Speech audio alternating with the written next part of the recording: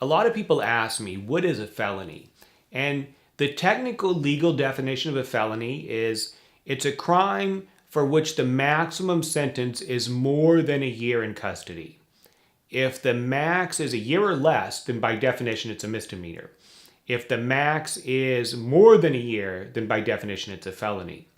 Now, your most serious crimes, like murder and rape, can only be filed as felonies.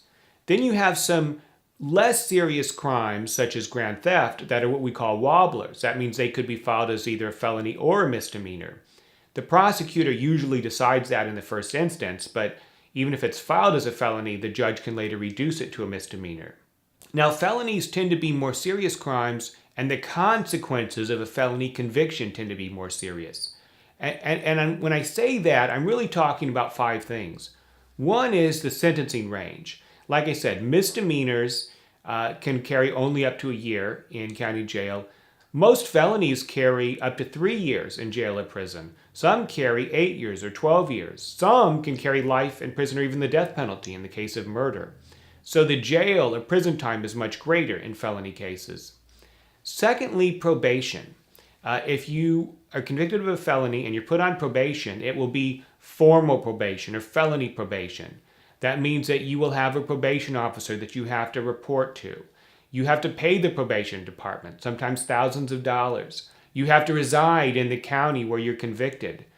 The probation in felony cases is much more onerous than it is in a misdemeanor case.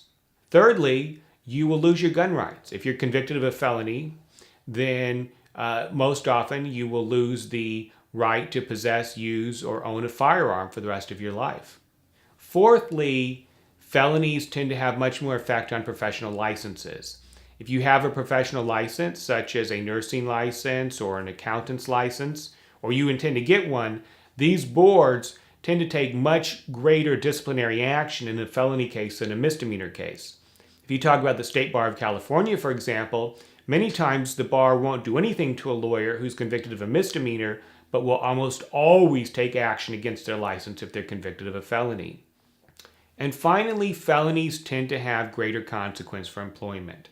Employers will often shy away from considering or hiring a person who's a convicted felon.